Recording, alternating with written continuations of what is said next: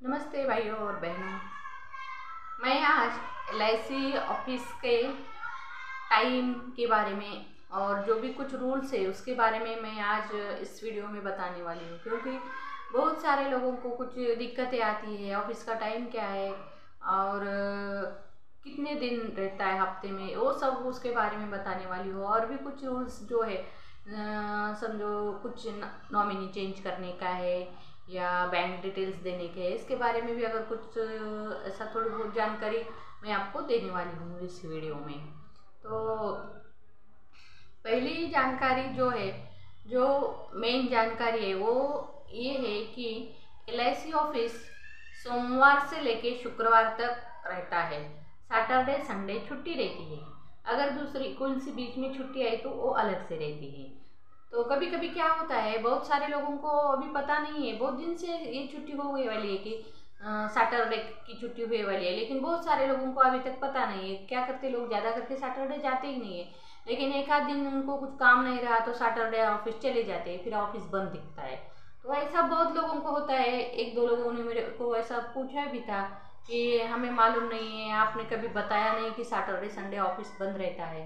तो मैं उसके बारे में बताने के लिए आज वीडियो, स्पेशली वीडियो में कुछ रूल्स बताने के लिए ही आज मैं वीडियो बनाने का सोच रही थी, और वो समय भी मिल गया मुझे आज।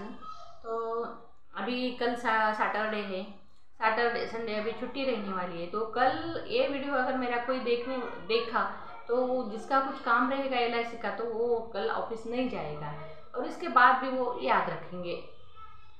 और अगर एक दो लोगों ने भी देखा, समझो जिसको ज़रूरत है, तो उनके लिए भी ये वीडियो फायदेमंद होने वाला है। अगर सब लोगों ने, जो लोग देखते हैं, तो अगर दूसरा व्यक्ति जाता है LIC ऑफिस जाने के लिए सोचता है, तो वो बोलेंगे कि बाबा आज LIC ऑफिस बंद रहने वाला है, सैटरडे है, संडे को तो पहले से ही बंद रहता था। तो इसलिए एक दो लोगों की भी अगर मेरे इस वीडियो से दिक्कतें कम हो गई, किसी की परेशानी टल गई, तो मेरा भी वीडियो बहुत काम आया ऐसा मैं समझूंगी।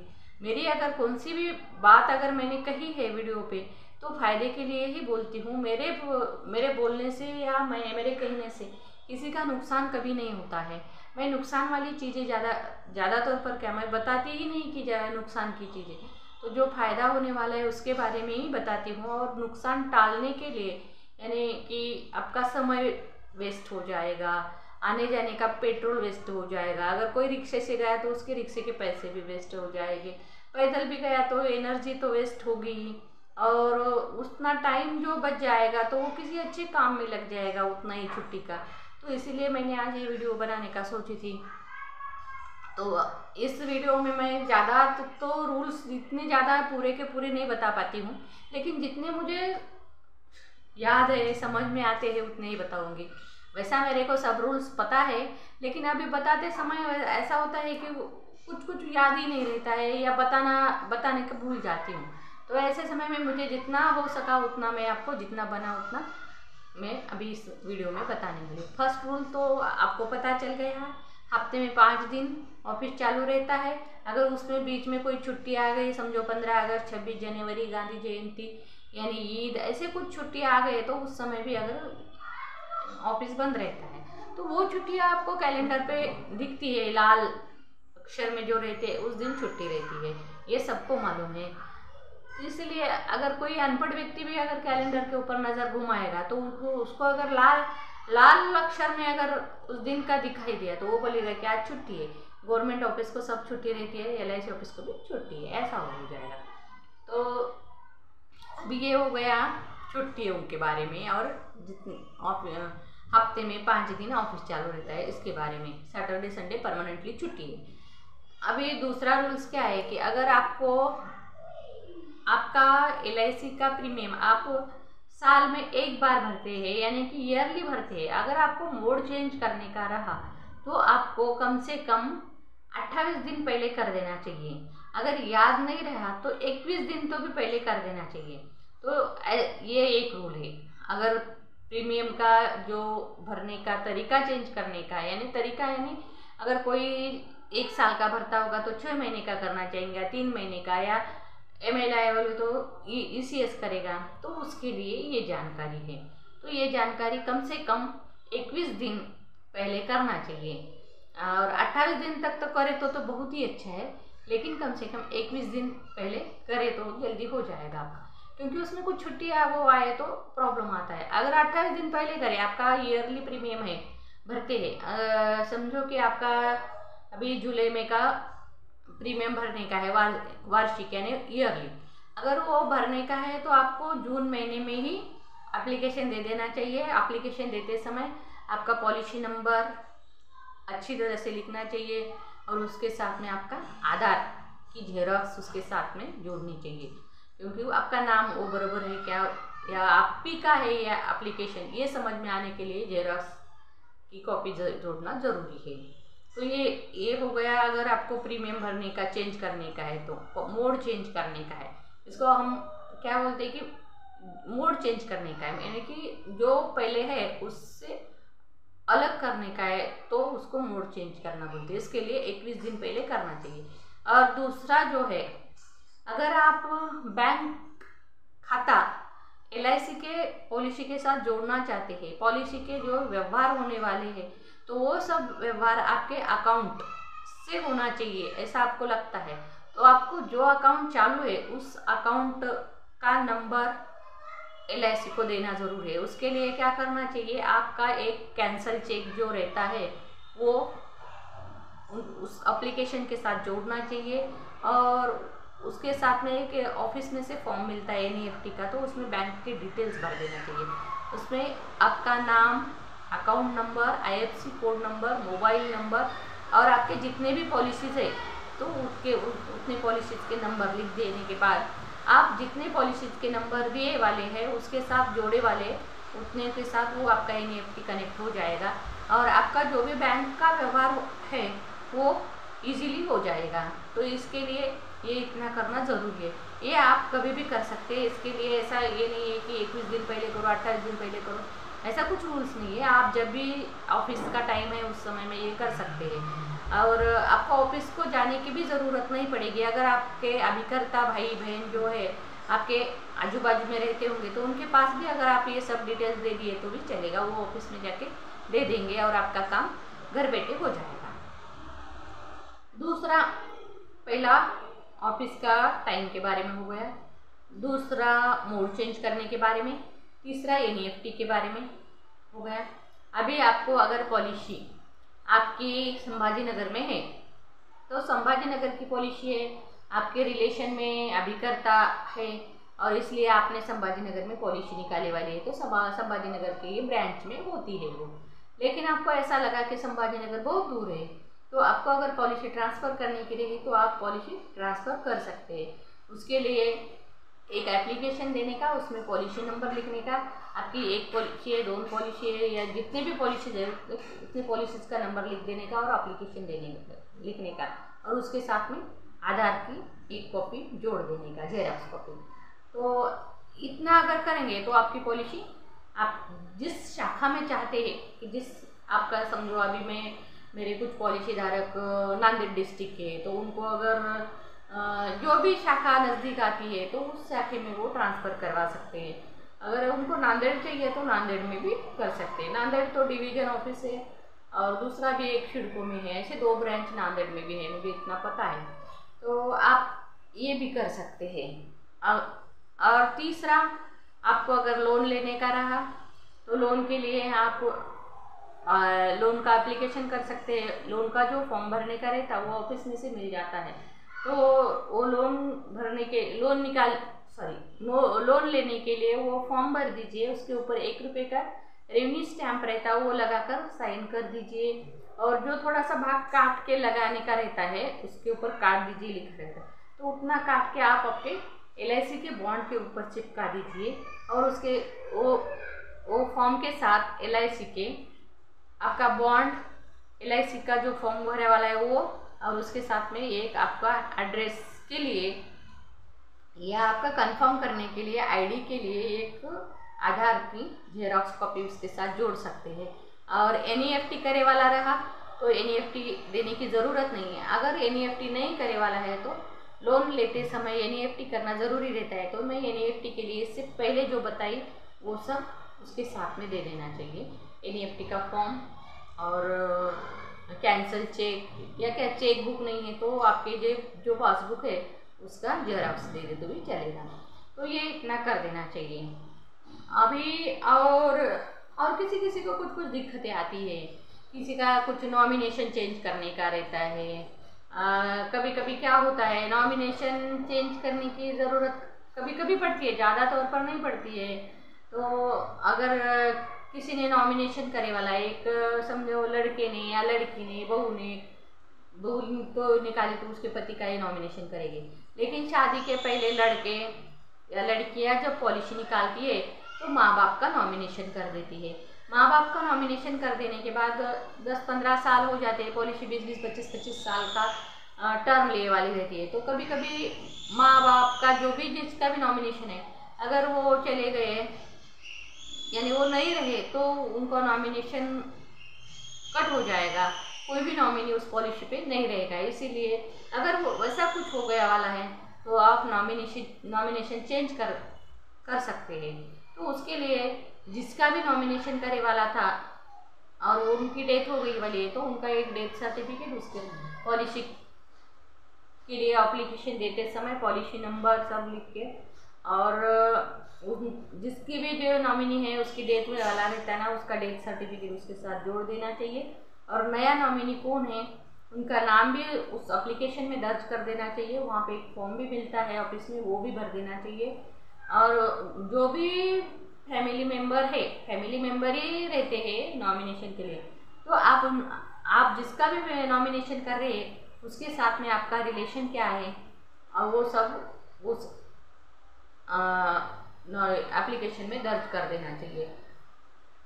तो आप नॉमिनी करते समय क्या रहता है, ज़्यादा से ज़्यादा कैसा कि अगर मिस्टर का रहा तो मिसेस का नॉमिनेशन रहता है, मिसेस का रहा तो मिस्टर का रहता है। कोई कोई बच्चों को भी करती है। अभी कैसा रूल्स आया है कि LIC में पहले नहीं था, अभी ये 4-5 साल में एक नया रूल है कि आप एक ही पॉलिसी पे 4-4 नॉमिनी कर सकते हैं। 4-4 नॉमिनी कैसा कर सकते हैं, तो 25% ऐसा 4 लोगों को आप नॉमिनी बना सकते हैं। अगर आपको 2 बनाने के हैं, समझो अभी मेरे पति के लिए और बेटे के लिए बनाने का है, तो मैं 50-50% भी कर सकती हूँ। और ऐसा लगता है कि मेरे को अरे बाबा मेरे पति के लिए मेरे बाद में मेरे पैसे की ज़रूरत मेरे पति को ज़्यादा है, तो उस समय में मैं 75% मेरे पति के नाम से भी कर सकती हूँ और बेटे के नाम से 25% कर सकती हूँ, या चेंज भी कर सकती हूँ, इधर 75 इधर 25, ऐसा भी हो सकता है। ऐसा कुछ नहीं है, आपको जैसा करने का है वैसा उस तरह से कर सकते हैं। मैंने एक उदाहरण के तौर पर ये मैंने आपको बताया है, आप कैसा करने का है ये आपके ऊपर डिपेंड है। ये हो गया नॉमिनी का, अगर नॉमिनी चेंज करने का है, अगर नॉमिनी के लिए कोई दिक्कत आई। अभी कभी कभी क्या होता है, पॉलिसी निकालते समय शादी हुए वाली रहती है और मिसेस का नॉमिनेशन करे वाला रहता है, तो अभी ऐसा नहीं होना चाहिए, लेकिन कभी कभार हो जाता है। तो कभी बीबी की डेथ हो गई है, समझो उनकी मिसेस की डेथ हो गई है, तो उस समय में अगर उन्होंने दूसरी शादी कर ली है तो दूसरे मिसेस का भी नॉमिनेशन कर सकते हैं।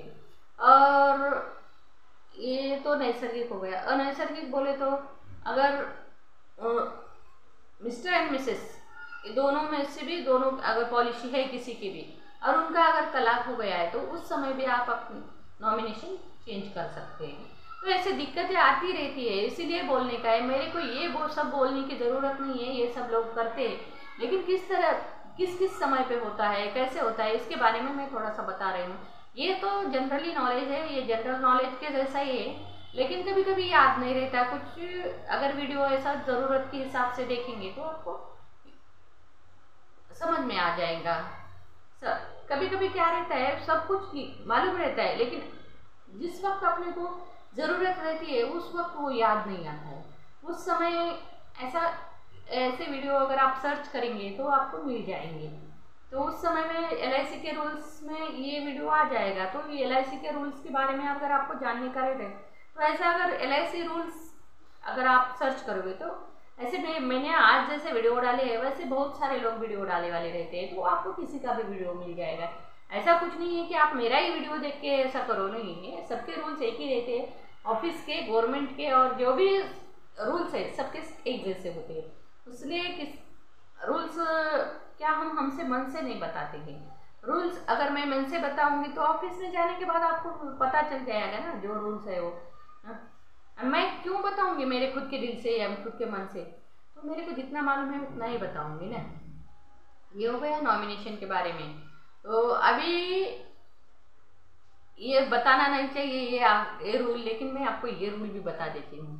कभी कभी कैसा रहता है कि लोन लेने का रहता है, तो लोन का तो बता दिए, लेकिन कभी कभी क्या होता है पॉलिसी बंद रहती है। पॉलिसी बंद रहती है, उसके प्रीमियम ज़्यादा आए वाले रहते हैं, 2-3 साल से पॉलिसी बंद है, तो क्या करेंगे। अभी 20-25 हज़ार का प्रीमियम है, 3 साल बोले तो 75,000 हो जाएगा। 75,000 रुपये कहाँ से लाएंगे अगर मिडिल क्लास लोग हैं तो 75,000 भरने के लिए उनके पास पैसे नहीं रहे, तो क्या करना। अभी क्या पॉलिसी छोड़ देना चाहिए, उसी बंद स्थिति में है तो बंद ही रह देना चाहिए। तो फिर वो पैसे क्या है आपके कुछ काम नहीं आएंगे ना, वो LIC के अकाउंट में रह जाएंगे। LIC भी नहीं चाहती कि वो पैसे उनके अकाउंट में रहे, उनको वो भी चाहती है कि जिसके पैसे हैं उनको मिल जाए, यही LIC का रूल है। तो उस समय क्या करना चाहिए कि LIC में एक रूल है कि लोन कम रिवाइवल, तो आप LIC ऑफिस में जाके वहाँ से कोटेशन निकालेंगे, तो वहाँ पे जहाँ पे कोटेशन मिलता है उनको बोल दीजिए कि लोन कम रिवाइवल दे दीजिए भैया, तो दे देंगे। तो उसमें से क्या रहता है आपको जितना लोन मिलने वाला है उतना लोन मिलता है। समझो आप 10 साल की पॉलिसी भरे वाली है, तो आपको 75 कम से कम 4 लाख की तो भी पॉलिसी होंगी, तो आपको 10 साल भरे वाले हैं, तो कम से कम आपको 1 लाख के नज़दीक लोन मिल जाएगा। तो आपको जितना चाहिए उतना भी ले सकते हैं, 1 लाख भी लोन लेके 75-80 हज़ार रुपये भर देंगे। इसके साथ ड्यू लगता है ना, 75,000 रहे तो 5,000 तो भी ड्यू लगेगा ना, पर 80,000 तक हो जाएगा, तो 20,000 और आपके अकाउंट में भी आ जाएंगे। आपको एक तो पूरे के पूरे पैसे भरने की भी ज़रूरत नहीं। आपकी अगर आर्थिक स्थिति अच्छी नहीं रही उस समय, तो आपको 20,000 रुपये आपको खर्चे के लिए भी मिल जाएंगे। तो इस तरह से आप आपकी पॉलिसी भी चालू कर रहेंगे, आपका इंश्योरेंस भी रहेगा और आपकी थोड़ी सी दिक्कत भी कम हो जाएगी। इसके बाद क्या करना चाहिए कि आप थोड़ा थोड़ा करके जितना भी हो सकता है महीने में उतना आप पैसे भर के आपका लोन भी क्लियर कर सकते हैं, पॉलिसी भी चालू रख सकते हैं अगर चालू कंडीशन में रही तो इस तरह से आप आपकी पॉलिसी भी चालू रखिए, आपको इंश्योरेंस भी रहेगा और आपकी दिक्कत भी कम हो जाएगी ये लोन कम रिवाइवल से। अभी इसके बाद मैं बताऊंगी सरेंडर कब करते हैं, जब मजबूरी रहती है तभी सरेंडर हो जाते हैं। सरेंडर को किसी भी इसमें रहने दीजिए क्षेत्र में, सरेंडर का मतलब है कि मजबूरी में करते हैं उसे सरेंडर बोलते हैं।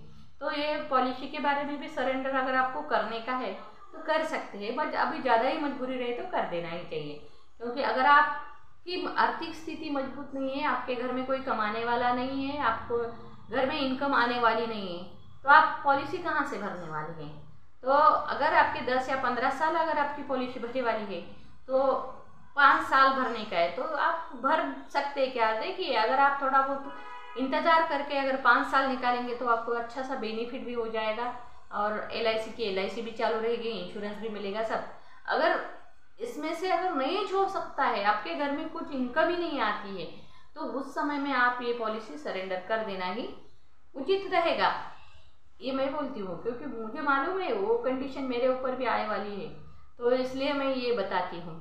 तो सरेंडर करना ज़रूरी है, कर दीजिए और आपकी जो भी स्थिति है टल जाने के बाद आप नई पॉलिसी निकाल सकते हैं। उसके लिए थोड़ा सा टाइम जाना चाहिए, 2-3 साल तक आपको पॉलिसी नहीं मिल सकती है LIC की तरफ से।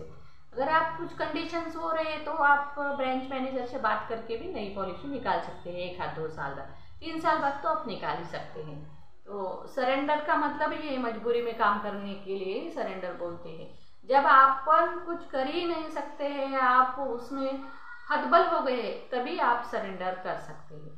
तो ये सरेंडर के बारे में मैं आपको ये इतने रूल्स मैंने आज आपको बता दिए हैं, और ये रूल्स बहुत ज़रूरी है।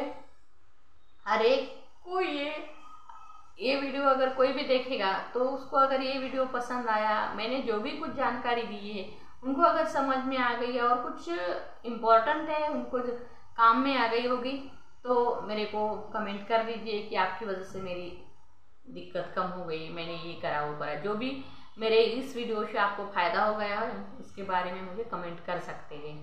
और अगर ये वीडियो मेरा पसंद आया तो इसको लाइक कर दीजिए, शेयर कर दीजिए, सब्सक्राइब कर दीजिए और बेल आइकॉन पर क्लिक कर दीजिए। इसकी वजह से क्या होगा कि जो भी मैं नए वीडियो बनाऊंगी, अपलोड करूंगी, तो आपके पास उसका नोटिफिकेशन आ जाएगा।